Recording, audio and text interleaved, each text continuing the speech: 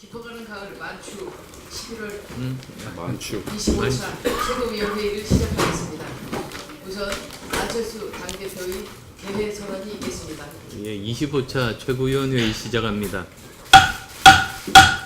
안철수 당대표 모두 발언이 있겠습니다. 민주당과 자유한국당, 양극단이 몰상식한 물귀신 작전을 펴고 있습니다.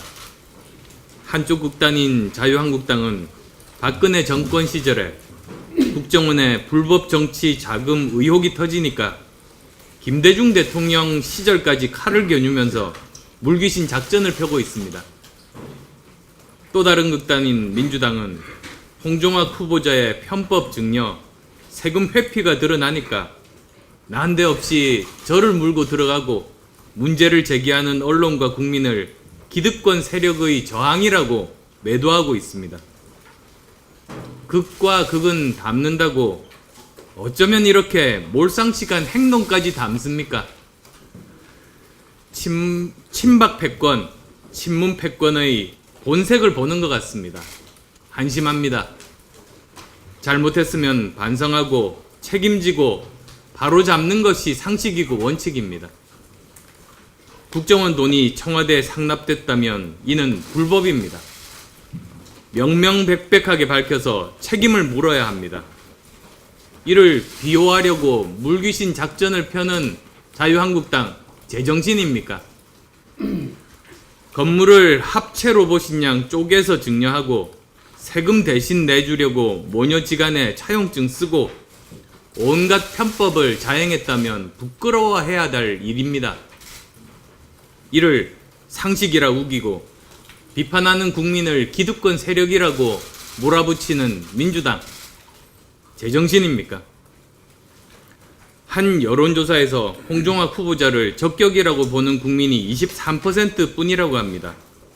그러면 나머지 국민들은 모두 다 기득권 세력입니까? 양극단에 촉구합니다. 자기 편 챙기려고 국민과 나라 상처 입히는 작태 이제 멈추십시오. 불법은 밝히면 되고 부적격자는 떠나면 되는 것 아니겠습니까? 당파에 탐욕 내려놓고 국민의 상식 따르기 바랍니다. 금융권을 향해 정권의 캠코더 인사, 즉 캠프, 코드, 더불어민주당 인사가 들어가고 있습니다.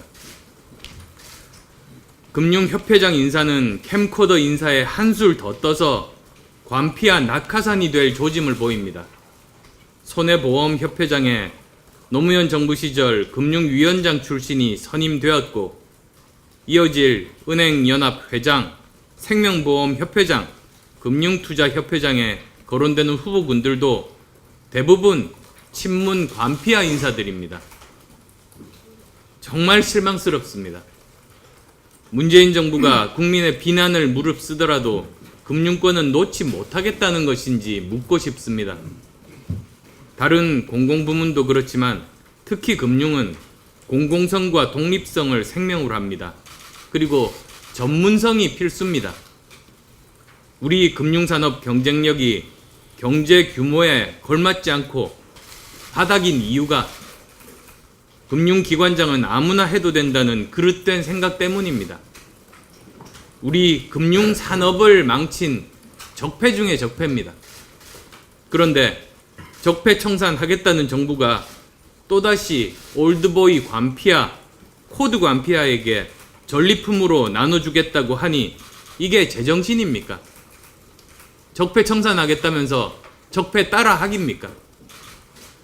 오죽하면 여당 의원조차 금융위원장에게 자리 걸고 반대하라고 했겠습니까? 대통령에게 촉구합니다. 캠코더 낙하산 투하 작전 포기하십시오. 금융권 향한 욕심 내려놓으십시오. 금융을 다시 관치의 시대로 후퇴시킬 수는 없습니다. 코드에 맞는 관피아가 아니라 시대에 맞는 전문가에게 맡기십시오. 그것만이 국민에 대한 예의요, 금융과 경제를 살리는 길임을 명심하시기 바랍니다. 청와대가 개헌 2단계론을 제시했다는 보도가 있었습니다. 1단계로 기본 지방분권과 기본권 확대 개헌을 우선 추진한 후 2단계로 권력구조 개헌을 추진할 것이라는 내용입니다.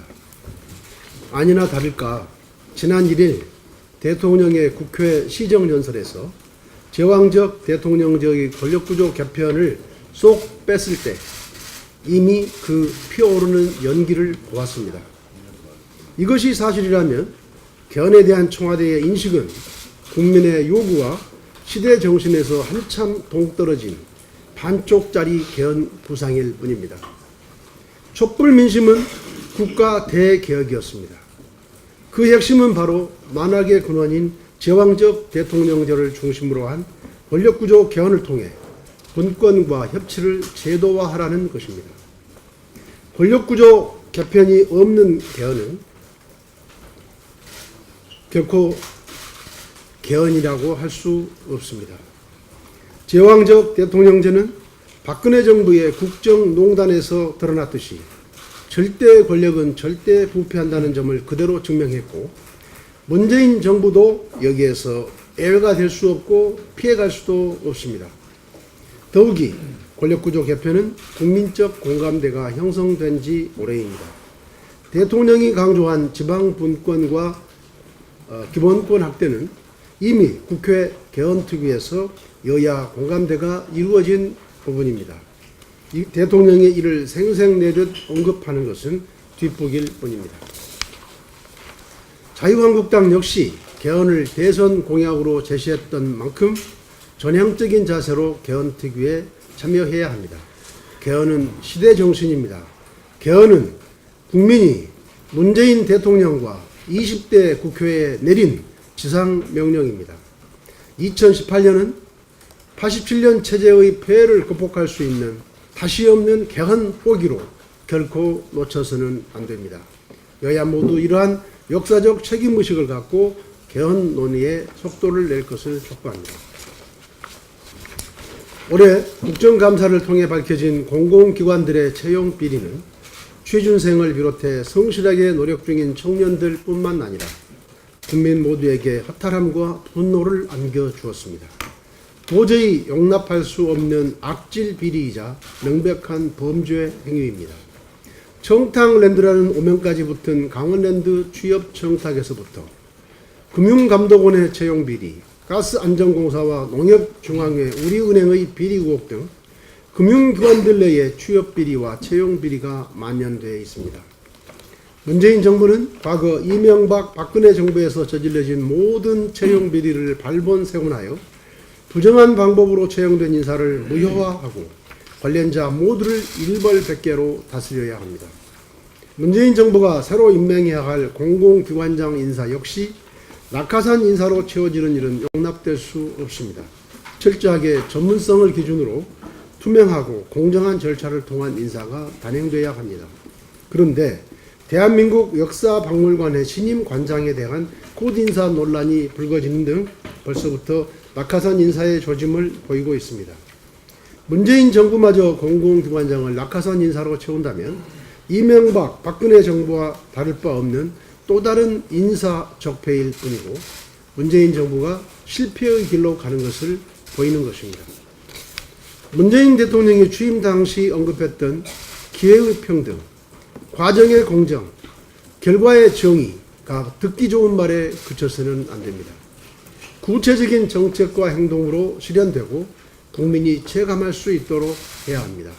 그것이 문재인 정부가 성공하는 길입니다. 감사합니다. 예. 지방선거를 앞두고 청와대의 공직기강 회의가 심각합니다. 문대림 청와대 제도 개선 비서관이 제주도지사에 출마할 계획을 밝혔습니다. 그런데 그런 계획을 밝히면서 내년 2월 초에 사퇴할 계획이라는 것도 함께 밝혔습니다. 공무원이 출마 선언을 하며 3개월간 더 근무를 하겠다고 대국민 포고를 하다니 저는 귀를 의심했습니다. 청와대 비서관도 헌법상 정치적 중립 의무를 지는 공무원입니다. 공무원이 퇴직도 하지 않은 상태에서 선거에 출마 선언을 하는 것은 공무원의 정치적 중립 의무를 대놓고 무시하는 행태입니다. 문재인 대통령 취임이 불과 6개월 전입니다. 무너진 국가기강을 다시 세워야 하는 막중한 책임이 있는 자리를 선거에 이용하러 들어갔다는 자백을 한 것이나 다름없습니다. 그런데 그것도 모자라서 내년 2월까지 서너 달을 더 그 자리에 앉아 있겠다니 국록을 받아먹으면서 선거를 준비하겠다고 선언한 것과 다름없습니다. 문대림 비서관의 문제만이 아닙니다. 박수현 청와대 대변인을 비롯한 몇몇 비서관들이 내년 지방선거 출마 결심을 굳혔다는 보도가 줄을 잇고 있습니다. 그런데도 본인들은 전혀 부인을 하지 않고 있습니다. 한반도가 전쟁의 위기에 빠진 지금 대한민국 청와대 비서관 자리가 선거 준비나 할 만큼 한가롭습니까? 선거에 공직을 이용하는 구태는 박근혜 정부에서 횡행했던 적폐 중의 적폐입니다. 선거 출마 의사가 있다면 당장 그 자리에서 물러나야 됩니다. 출마 의사가 없다면 공식적으로 입장을 정리해야 됩니다. 청와대 비서관들의 기강회의를 두고 보고만 있다면 공직 기강을 책임질 임종석 비서실장, 조국 민정수석은 자신의 직무를 유기하는 것임을 잊지 말아야 됩니다. 이상입니다. 지금 특수활동 게이트 비리 수사에 대한 특수수사의 문이 성역 없이 열리고 있습니다. 납세자 연맹이 기획재정부의 자료를 분석한 결과 최근 10년간 정부 기관의 특수활동비는 총 8조 5,631억 원인데 그중 국정원의 특수활동비로만 4조 7,642억 원이 집행되었다고 합니다. 수사 상황을 보면 국민들의 혈세로 특수활동비가 고위공직자들의 뇌물로 둔갑하였고 돼지저금통이 되어버린 듯한 모습입니다. 이것 또한 어제 오늘 일이 아닐 것입니다. 철저한 수사와 더불어 법률적, 제도적 정비를 통해서 반드시 이를 시정하도록 해야 할 것입니다. 세월호 객실에 대한 수색이 지난 31일 기점으로 6개월여 만에 완료되었습니다.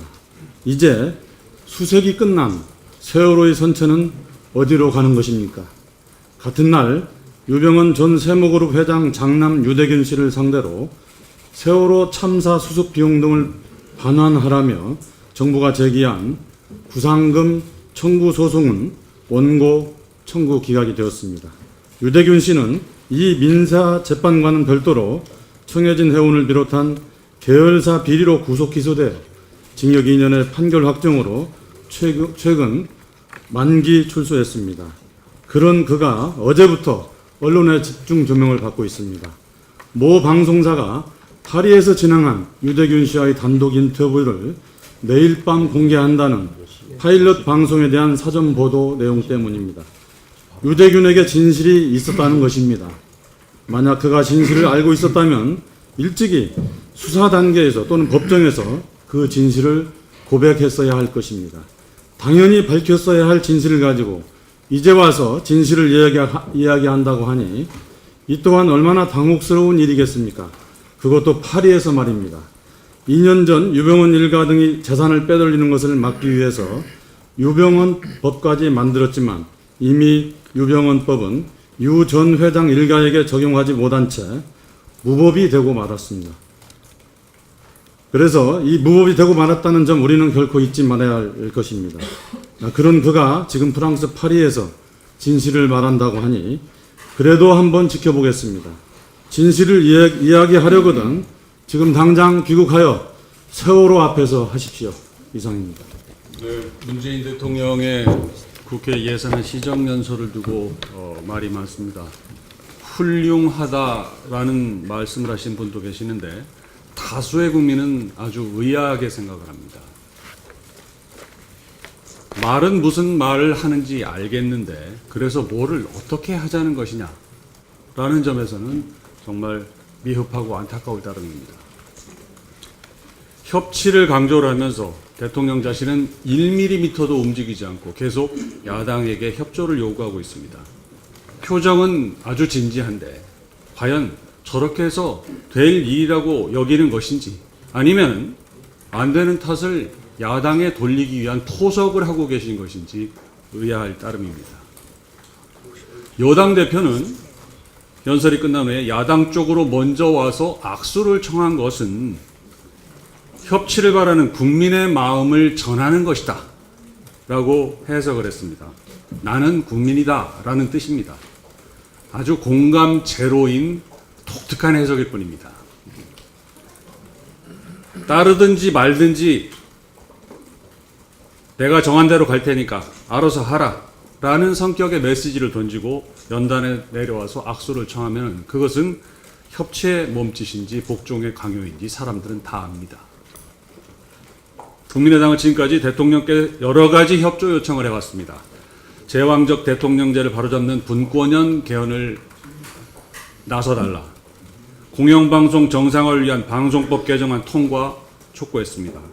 그리고 정부 출범 이후 6개월이 되도록 구성을 완료하지 못하는 문제는 분명히 책임을 물어야 한다라는 것들이었습니다. 대통령께서는 국민의당의 이런 요구에 어떤 답을 주셨습니까? 권력구조 개편은 제외하고 개헌을 추진하겠다. 방송법 개정안은 민주당 당론 발의한 것인데도 통과를 사실상 막아서고 있습니다. 정부 출범 6개월째 내각 구성조차 못하고 있는데 청와대는 아무도 책임지는 사람이 없는 상태입니다. 그러면서 지지율을 믿고 계속 기회만 있을 때마다 국회를 비난하고 있습니다. 틈만 나면 국회를 비난하다가 나라를 도탄에 빠뜨린 지도자를 다시 보고 싶지 않다는 게 국민의 마음입니다. 이상입니다.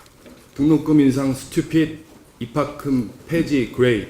최근 대학 입학금 관련해서 대학생들과 청년들이 거리에 나가 외치고 있습니다. 산정 기준과 용도가 모호하고 학교마다 천차만별인 대학 입학금은 폐지되어야 합니다. 우리 국민의당은 지난 대선 공약으로 대학 등록금정 입학금 폐지를 내걸었으며 지난 7월 최이배 의원이 입학금 폐지 관련한 고등교육법 개정안을 발의하기도 했습니다. 소속 의원 12명이 참여하는 등 대학 등록금과 관련하여 적극적으로 관심을 가지고 문제 해결에 최선을 다하고 있습니다. 등록금 마련 때문에 운명을 달리한 광주 모녀 사건과 같은 비극적인 일이 다시는 일어나서는 안 됩니다. 청년들이 자신의 꿈과 희망을 가지고 마음 놓고 공부할 수 있는 환경을 만드는 데 국민의당이 앞장서겠습니다. 이상입니다. 최근 논란이 커지고 있는 송도 8군구 국회 비리 의혹과 관련하여 당의 법률위원장으로서 검찰의 엄정한 수사와 처리를 촉구합니다. 국민의당 인천시당은 인천시를 극도의 재정 적자에 이르게 한 부패 의혹이 끊임없이 제기되자 인천시 부채 진실위원회, 송도 68909 특별위원회, 신고센터 등을 설치하여 그간 관련 자료를 수집하였습니다. 그 결과 151층 인천타워 건립 프로젝트를 아파트 건설 사업으로 둔갑을 시켜서 수익용지 10만 평을 특정 기업에 공급하여 1조 원대의 부당이득을 챙겨주었다는 의혹으로 전현직 인천시장 3명을 인천지방검찰청에 고발했습니다. 안상수 전 시장은 SLC 송도 랜드마크 유한회사죠. 이 회사와 페널티 규정 및 개발이익 환수 장치가 전무하고 의회 심의 의결 절차를 무시하는 위법한 인천타워 개발 계획을 체결한 것과 관련한 혐의입니다. 송영길 전 시장은 SLC의 인천타워 건립 의무 해지에 동의하여 계약 의무 조항의 족쇄를 풀어버리고 자격 요건이 미비하고 의무 조항을 이행하지 않은 SLC 측에 경제자유구역 특별법에 의거하여 개발사업 시행자 지위를 박탈함과 동시에 손해배상 청구를 해야 하는 조치를 취하지 않은 것과 관련한 혐의입니다. 유정복 현 시장은 두 전직 시장의 특혜 비리 의혹을 알면서도 사업계획 조정 합의서를 체결하여 평당 300만 원이라는 헐값에 매각하여 1조 원대의 손실을 초래한 혐의입니다. 검찰은 송도 6809 의혹에 관련하여 직무유기, 업무상 배임, 수뢰 등에 대하여 철저히 수사하여 진상을 명명백백히 규명하고 책임자를 일벌백계하여야 할 것입니다. 이상입니다. 지금부터 회의를 비공개로 전환하겠습니다. 언론 여러분 버튼 안 누르시고 안 되는 방식으로 진행으로 회의를 열었습니다.